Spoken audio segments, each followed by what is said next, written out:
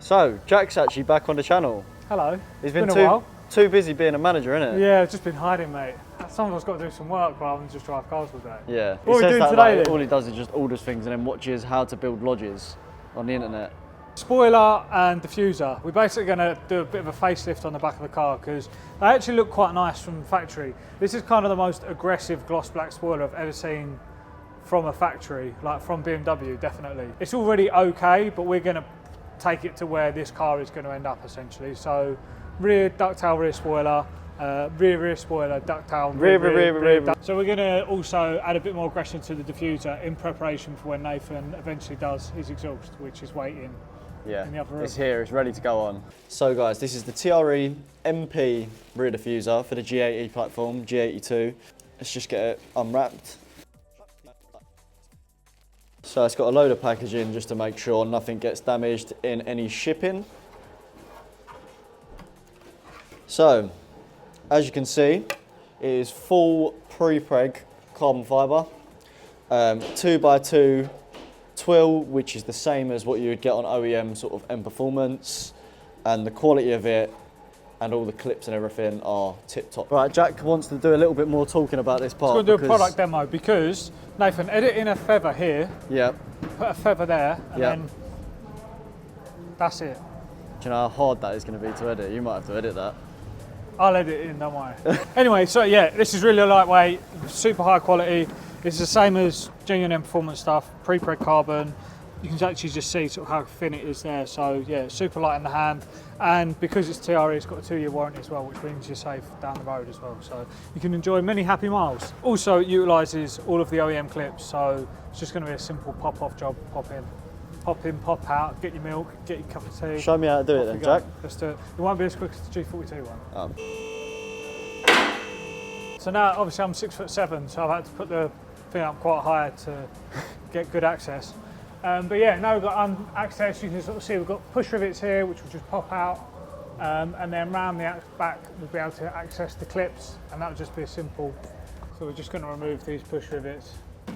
Off the 2 push rivets that hold the bottom of the diffuser in. So we're just going to pop the toe hook out, which is nice and easy. I'm just going to actually fully remove it.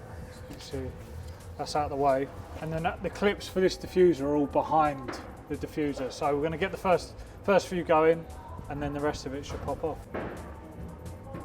So we've released these 2 now. These are kind of the problem child. So once we've got them loosened, that one out, I've already managed to get this clip that's in there. There's one that's in there. We've got that one out. So now we're going to go to the other side, release this one and this one using the flathead screwdriver from the inside, and then hopefully the rest of it will just pop off. If you want it to be a little bit easier, if you pull from the bottom here, you're essentially going to be bending the clips out, so it'll just make it a bit easier for the clips to pop out naturally. So now we've released the rear diffuser and Jack's found something new to play with. What is that? What purpose does that serve? That's the rear parking sensor ding-alonger. Oh, what, when you come close, that's the thing that vibrates? Yeah, yeah. What are we saying, start with the right side? Yeah, we're just going to get the clips all lined up first. So now the diffuser's all clipped in, it looks great. Now, one of the things to highlight is that this is kind of like an M Performance style. So this diffuser has a different rake to it here. The OEM diffuser comes straight down, this one comes at an angle, which does mean that it ingresses on a bit of plastic trim that's on the bumper. So we have to trim that back, which we've just done off camera now because it's a bit of a nasty job. But nice and easy install still. Apart from that? Apart from this. Yeah, that you just need to do a little bit of cutting, cut it out, and that way it will just slot straight over.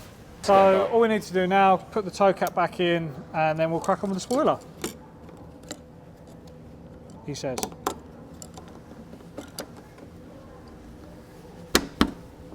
So this is the G82 G22. It fits the G22 4 Series and the G82 M4 TRE rear spoiler.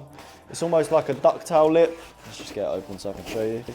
So as you can see, it's a fairly large and aggressive lip. TRE pre-preg carbon, 2x2 weave, matches the same as all like M Performance and stuff like that. Quality on it is absolutely great.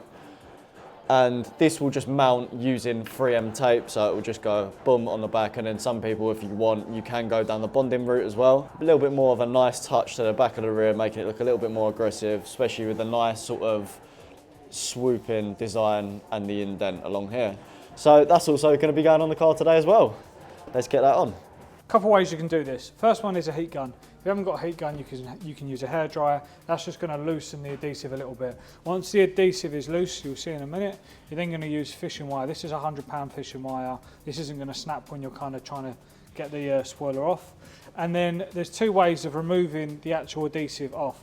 We call this green stuff. It's actually just auto glue tar remover, but we've got it in a big bottle, so we can drop a link to that. You can use that, and you can use this, which is just a clean microfiber towel. Or instead of this, you can use a toffee wheel, which we're going to do in this circumstance. Just makes it a little bit quicker. So Jack almost forgot, but what are you doing at the moment, Jack? Popping in the clips at the bottom of the diffuser, which is just going to keep it in place at the bottom. So step one, going to heat up the adhesive just to make it a little bit more loose. And yeah, key point here is just don't keep the heat in one area, because you'll start to either burn the paint, which we don't want to do. So when we're using the fishing wire, we're literally just going to kind of catch the end here and pull it in, and you pull with one side like that, and then when that's reached it, you pull with the other.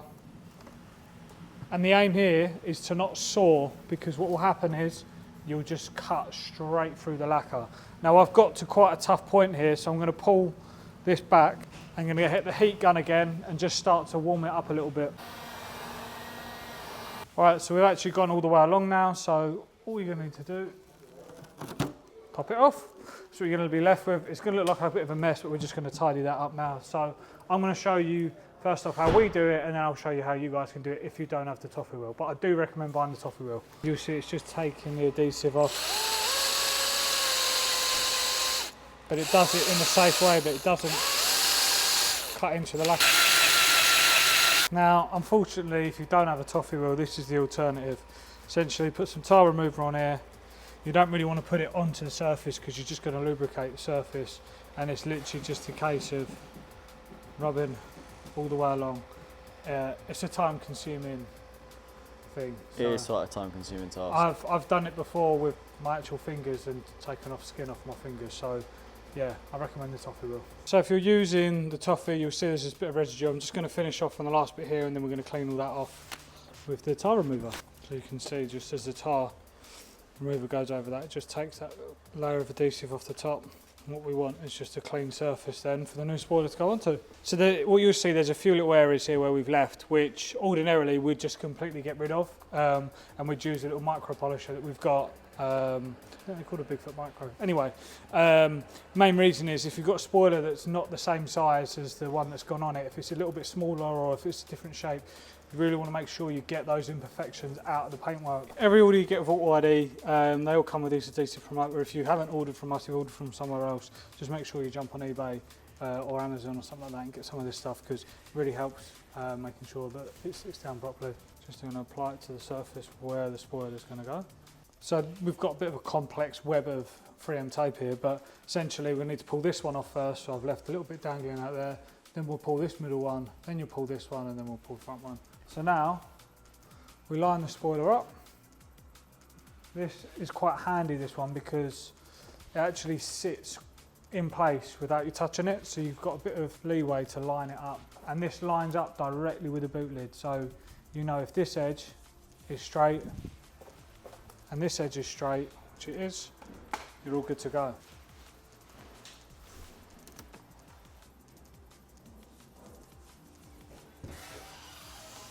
So with the last bit of 3M tape off, we're just going to push the spoiler down until it's set nice. So we're filming this the week before Christmas, so middle of December, it's pretty cold. So I'm just going to add a bit of temperature to the adhesive to just help it set now that it's stuck down, and this is going to help it just get solid. Right, that's the spoiler fitted, diffuser's done, and I'll let Nathan finish off. Okay, so I've driven out to the Lake District, and I'm going to show you, I'm getting a load of photos out here in the Lake District at the moment, but I'm going to show you guys what the new bits look like that I put on the car.